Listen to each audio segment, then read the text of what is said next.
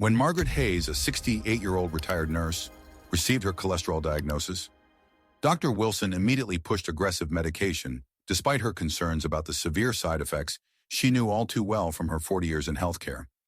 Within weeks, the statins left her unable to walk without pain, her mind foggy and confused, while the very doctors she'd trusted dismissed her research and refused to consider any alternative that didn't come from a prescription pad. But Margaret made a choice that would shock everyone, including her own physician. She stopped the medication and committed to a simple morning routine based on university research that the medical establishment had overlooked. 3 months later, when her cholesterol dropped 75 points naturally and Dr. Wilson had to admit he should have listened, Margaret didn't just save herself. She sparked a movement that proves sometimes the most powerful medicine comes not from those who claim to know best, but from the courage to trust your own body and fight for a better way. The fluorescent lights buzzed overhead as Margaret Hayes clutched the lab results with trembling hands. 68 years old, and suddenly her body felt like a stranger. The cholesterol numbers glared back at her, bold and unforgiving. "Mrs. Hayes, these levels are dangerous," Dr. Wilson said, leaning forward in his chair. His voice carried that careful blend of concern and urgency doctors perfected over years of difficult conversations. "Your LDL is at 240. We need to start aggressive medication immediately." Margaret's mind raced through 1,000 thoughts at once. She had done everything right, or so she believed. Every morning for 5 years, she'd walked 3 miles through her neighborhood. She'd avoided fast food for decades, switched to low-fat everything the grocery store promised would keep her healthy. How had this happened? Robert would have known what to do. Her late husband had possessed an uncanny ability to research and find solutions. But Robert had been gone for 3 years now, taken by a massive heart attack while mowing the lawn. The very same silent killer now threatening her. "How long?" she whispered, the words escaping before she could stop them. Dr. Wilson removed his glasses, rubbing the bridge of his nose. "Without intervention, you're looking at significant cardiovascular risk within months. I don't say this to frighten you, but you need to understand the severity." Months. The word landed like a physical blow. Margaret had grandchildren graduating next spring. She'd promised to take Jennifer's youngest daughter to see the cherry blossoms in April.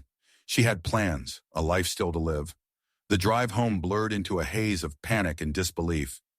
Margaret gripped the steering wheel tighter than necessary, driving 5 miles under the speed limit, hyper-aware of every car around her. The familiar streets of her neighborhood looked different somehow. The oak trees seemed older, more fragile. Everything felt temporary. She sat in her driveway for several minutes, unable to move. Inside her house, life would continue with its routines, but she didn't feel ready to face that normalcy when nothing felt normal anymore. Margaret had raised 3 children, worked as a nurse for 40 years at St. Mary's Hospital. She'd survived breast cancer in her 50s, enduring the chemotherapy and radiation. She was a survivor. This couldn't be how her story ended, suffocated by invisible plaques in her arteries. Not after everything she'd overcome. That evening, after pacing her living room for 2 hours, Margaret finally picked up the phone and called Jennifer. "Hey, Mom, how was your doctor's appointment?" Jennifer's casual tone made everything suddenly real. "Mom?" Jennifer's voice shifted immediately. "Mom, you sound terrible. What happened?" Margaret broke down. The words spilled out between sobs, the cholesterol numbers that made no sense, the medications with their frightening side effects, the fear of becoming a burden. Jennifer listened, her own voice tight with worry when she finally spoke. "We'll figure this out together, Mom. I promise. You're not alone in this." But promises felt hollow when Margaret looked at the prescription bottle Dr. Wilson had given her. Statins. The label listed side effects in tiny print: muscle pain, liver damage, memory problems. She had seen it before in her nursing days, patients trading one problem for another. Mrs. Chen with muscle pain so severe she could barely walk. Mr. Rodriguez, whose liver enzymes skyrocketed. Mrs. Patterson, who forgot her grandchildren's names, lost in a medication-induced fog. Margaret turned the bottle over in her hands, reading each potential complication. Fix one problem, create another. Extend your life, but at what cost to its quality? She thought about her patients, the ones who'd asked her these same questions. Is it worth it? Will I still feel like me? She'd always given them the standard medical answers, but sitting here now, on the other side of that conversation, those answers felt inadequate. Through the window she could see her garden, the roses she'd planted with Robert still blooming despite autumn approaching. They came back every year, resilient and beautiful. She wanted to be like those roses. As darkness settled around her, the prescription bottle still in her hand, Margaret couldn't shake the feeling that something was wrong. Not just with her body, but with this entire approach. Her instincts, honed over decades of nursing, were telling her there had to be another way. She just didn't know what it was yet. The medication made everything worse. Within 2 weeks, Margaret's legs ached so badly she could barely climb the stairs to her bedroom. Each step felt like moving through concrete, sharp pains shooting from her thighs down to her calves. The morning walk she'd loved for years became torture. Where she once walked 3 miles with ease, she now struggled around a single block. Worse than the physical pain was what was happening to her mind. Margaret had always prided herself on her sharp memory, but now words escaped her grasp mid-sentence. She'd forget simple things, standing in front of the refrigerator, unable to remember why she'd opened it. During a call with her son Michael, she blanked on his wife's name entirely. The fog terrified her more than anything. This was how it started with some of her patients. The slow erosion of self. "This isn't living," she told Jennifer over the phone, tears streaming down her face. "I feel like I'm dying anyway, just slower. What's the point of preventing a heart attack if I can't walk, can't think, can't be myself?" Jennifer arrived the next day, her face set with determination. "We're getting a second opinion, and we're doing research." They spent hours at Margaret's dining room table, laptops open, diving into medical journals and patient forums. Margaret felt overwhelmed by the conflicting information. One site praised statins as miracle drugs backed by decades of research. Another article, written by a cardiologist, called them overused and potentially harmful. Health forums were chaos. Patients shared wildly different experiences. Some credited statins with saving their lives. Others described devastating side effects that never fully reversed. Everyone had an opinion, but no one had answers that felt right for her. Then Margaret stumbled across something different. A study from Johns Hopkins University talking about morning routines and natural cholesterol management. Not supplements or miracle cures, but simple lifestyle changes backed by actual science. "Look at this," she called to Jennifer. The article detailed how certain morning habits, practiced consistently, had helped seniors reduce cholesterol by up to 30% without medication. It wasn't magic. It was metabolic timing and specific food combinations that enhanced the body's natural ability to process fats. Jennifer read over her shoulder, skeptical but intrigued. "It says here the key is what you do in the first hour after waking. Something about circadian rhythms and lipid metabolism." Margaret felt something she hadn't felt in weeks, a spark of hope. This was peer-reviewed research from a respected institution, based on scientific principles she understood from her nursing background. 3 days later, armed with printed research, Margaret returned to Dr. Wilson's office. She walked in feeling prepared, ready for a real conversation about her options. "How are you adjusting to the medication?" Dr. Wilson asked. "That's what I wanted to discuss. I've been having significant side effects. I found research I'd like you to look at." She slid the papers across his desk. Dr. Wilson glanced down without picking them up. "Mrs. Hayes, these lifestyle interventions take too long. Your cholesterol is a time bomb. We need medication. But this study shows consistent morning habits can reduce cholesterol by..." "I'm familiar with lifestyle modifications. They're fine for prevention, but your numbers are dangerously high. We don't have time to experiment." "What if I could try this first? Give me 3 months." Dr. Wilson's jaw tightened. "And if you have a heart attack in those 3 months, who's responsible then?" "Mrs. Hayes, I've been practicing cardiology for 20 years.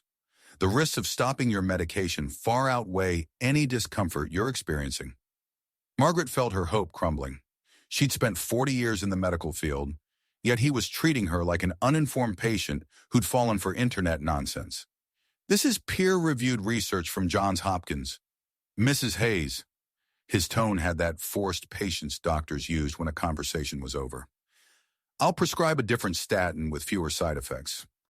But you need to stay on medication. This isn't negotiable. Margaret left his office feeling smaller than when she'd arrived. The medical system she'd devoted her life to suddenly felt like a rigid machine that only knew one setting: pharmaceutical intervention. She sat in her car for a long time, the research folder clutched against her chest. Her phone buzzed with a text from Jennifer. How did it go? Margaret stared at the message, unsure how to respond. Anger became Margaret's fuel, and she welcomed it with open arms. For 3 days after leaving Dr. Wilson's office, she sat with that anger, let it build until it transformed into something powerful and purposeful. She was furious at Dr. Wilson for dismissing her concerns without truly listening, for treating her research like internet nonsense. Furious at her body for betraying her after years of trying to do the right thing. Furious at a healthcare system that seemed more interested in treating symptoms with pills than addressing root causes. But most of all, she was furious at herself for almost accepting defeat. Margaret had never been a quitter. She'd raised 3 children, battled through nursing school while pregnant, beaten cancer in her 50s. Who was she to give up now? I'm doing this, she told Jennifer that night, her voice firm with conviction, with or without Dr. Wilson's blessing. Jennifer looked up from her laptop, concern crossing her face. Mom, are you sure? The risks of doing nothing are worse. The risks of losing myself to medication, side effects are worse. I've made my decision. They sat together at Margaret's kitchen table and created a detailed plan. Jennifer pulled up the Johns Hopkins study, and they went through it line by line, taking notes about timing, food combinations, and specific protocols.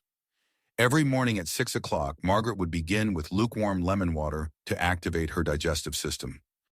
Then came a 15-minute walk before consuming any food, allowing her body to enter a fasted state that enhanced fat metabolism. The breakfast was crucial: steel-cut oats that had to be soaked overnight and cooked slowly. Ground flaxseed, freshly ground each morning because the omega-3s degraded quickly. Walnuts for additional healthy fats. A handful of fresh blueberries for antioxidants. Green tea instead of her beloved morning coffee. Margaret looked at the list and felt overwhelmed. It seemed almost too simple to work.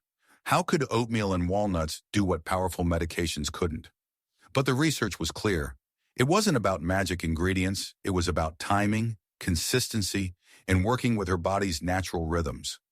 The first week was brutal in ways Margaret hadn't anticipated. Her body screamed for its old routine, for the comfort of familiar patterns. She'd wake at 6 and instinctively reach for the coffee maker, only to remember she'd committed to green tea. The lukewarm lemon water made her stomach turn the first 3 mornings. The morning walks were hardest. The statins had left her muscles weak and painful. On the second day, barely a block from her house, Margaret's legs gave out. She stumbled forward, catching herself on her neighbor's white picket fence, heart pounding with equal parts exertion and embarrassment. She stood there for several minutes, grateful no one had witnessed her weakness. But she didn't turn back. She steadied herself, took 3 deep breaths, and continued walking. Slower than before, shorter distance than planned, but forward nonetheless. The breakfast preparation took forever that first week. The steel-cut oats had to simmer for 20 minutes. The flaxseed needed grinding. Everything took time and attention. Her usual toast with butter had taken 2 minutes. This new routine demanded nearly an hour from start to finish. I don't know if I can keep this up, she admitted to Jennifer on day 5. Give it 2 weeks, Jennifer encouraged. Let your body adjust, then decide. On day 8, something shifted. Margaret woke at 6 out of habit now rather than force. She prepared her lemon water and noticed for the first time that the fog in her mind felt lighter. Not gone, but definitely improved. Words came easier. She remembered her neighbor's grandson's name without struggling. The walk that morning took her 2 blocks further than the day before. Her legs still ached, but the pain had changed quality. Less sharp, more like ordinary muscle soreness. Jennifer checked in daily, sometimes twice. How are you feeling, Mom? Like I'm fighting a war with my own body, Margaret admitted honestly. But at least I'm fighting.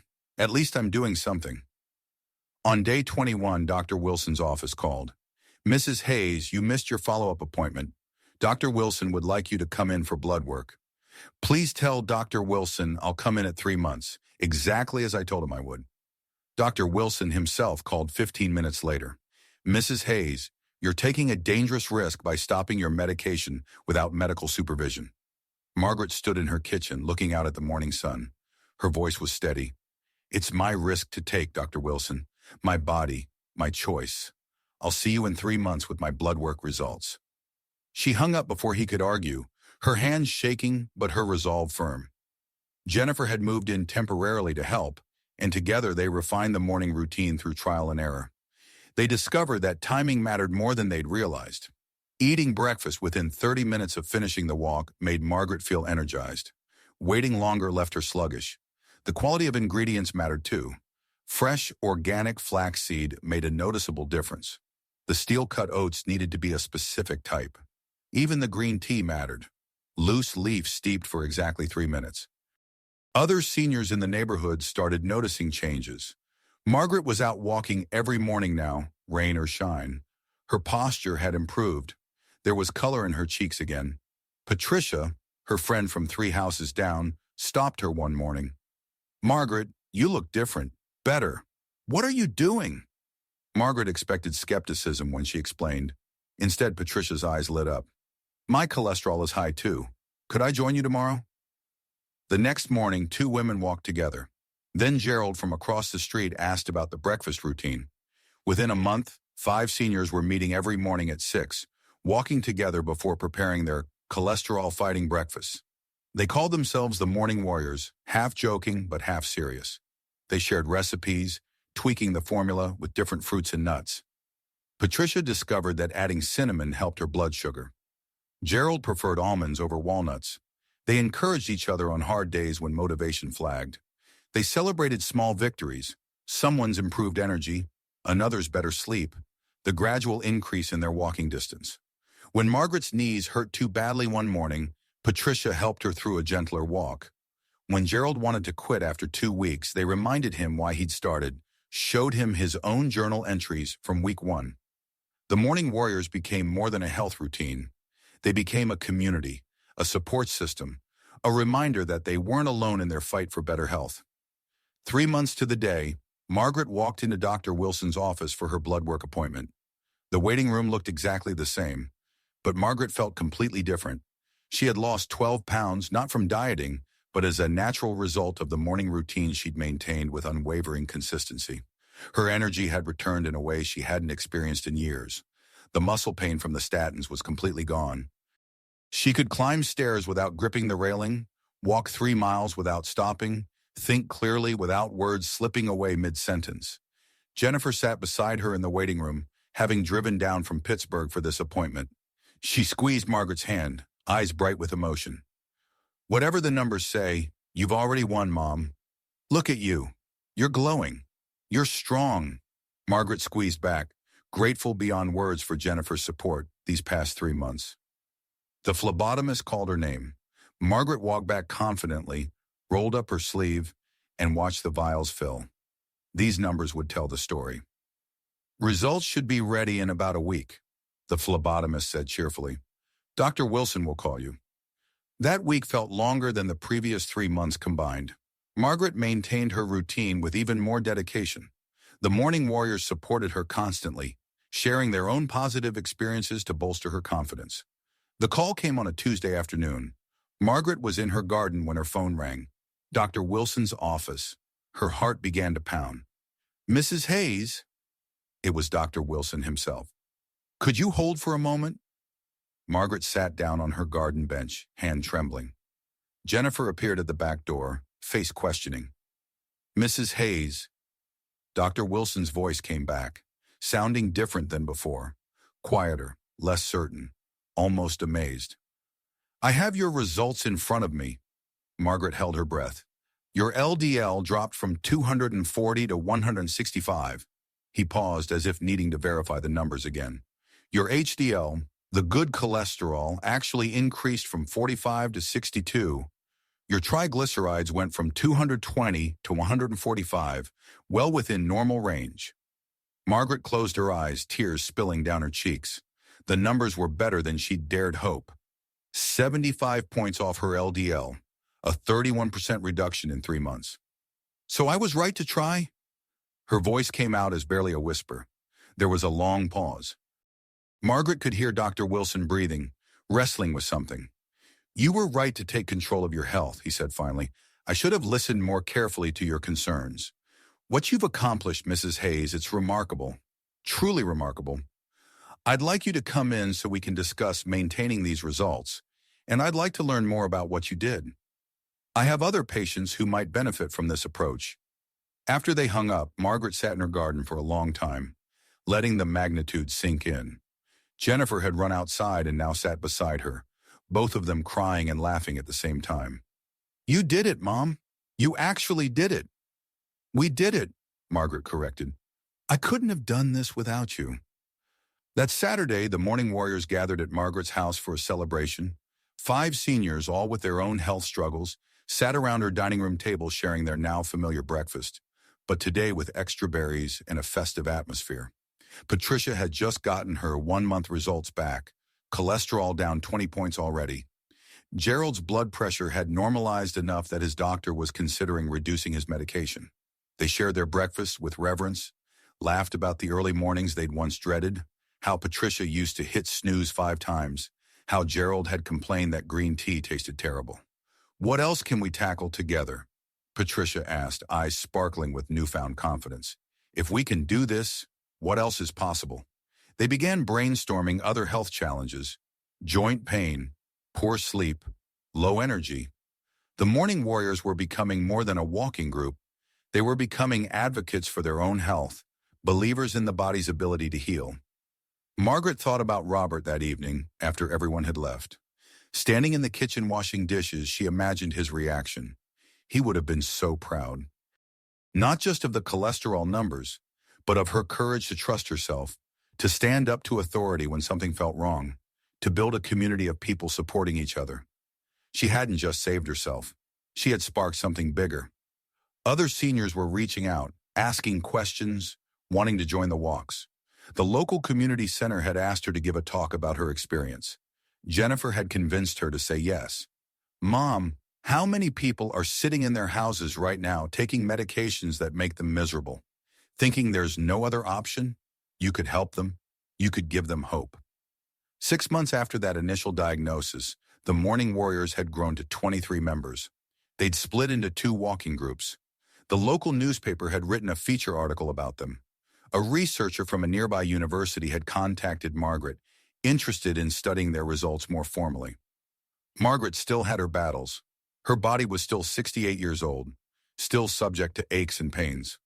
Some mornings were harder than others, but she had learned something crucial that went beyond cholesterol numbers. She had learned that the medical system, for all its advances, wasn't infallible, that she had agency, that her body wasn't a machine to be fixed by experts, but a complex system she could partner with. That community mattered more than any medication, that the act of choosing something different, of believing in possibility rather than limitation, was itself a form of medicine.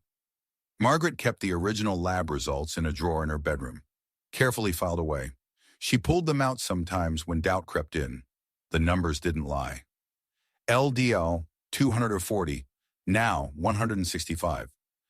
Those papers were proof that sometimes the most powerful medicine didn't come from a prescription pad, but from the determination to reclaim your own health, from the willingness to question authority, from the courage to try something different, from the community of people who believed in each other when the system didn't believe in them. One morning at a time, one step at a time, one choice at a time. That was how transformation happened, not through dramatic interventions or miracle cures, but through the steady accumulation of small, consistent actions performed with intention and supported by community. Margaret was living proof, and now so were 22 others.